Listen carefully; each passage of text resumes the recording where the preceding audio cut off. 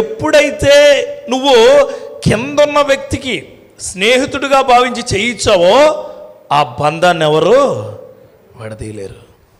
సతమతమవుతున్న సేవకుల్ని చేయిస్తాడు ఈయన. హల్లెలూయా. సతమతమైపోతున్న వాళ్ళని, ఇబ్బంది పడుతున్న వాళ్ళని నిజంగా ఆ యొక్క ప్రాణానికి బలమిచ్చిన దేవుడికి స్తోత్రం కలుగును గాక. మీకు కూడా ఇస్తాడు దేవుడు.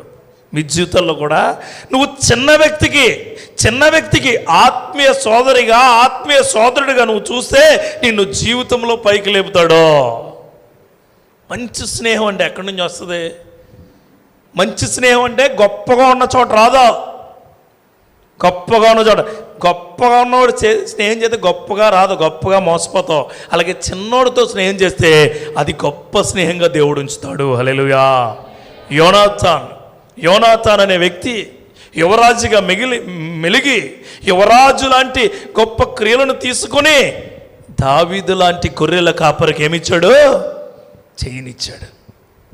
చెయ్యనిచ్చి అప్పుడే డిసైడ్ అయ్యాడట, నా హృదయం నీతో సమానము.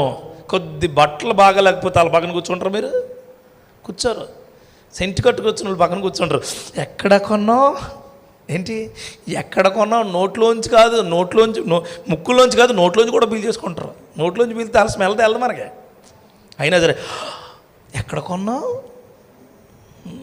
బట్టలు బాగా లేని వాళ్ళు పక్కన కూర్చుని దేవుడు నిన్ను కాపాడతాడు, నువ్వు నా స్నేహితురాలివి, నువ్వు నా స్నేహితుడివి, ఇదిగో నువ్వు నాకు దేవుడిచ్చిన ఆత్మీయ బంధంలో ఉన్నావని చెప్పు అనుకోండి, ఆ స్నేహాన్ని దేవుడు బలపరుస్తాడు.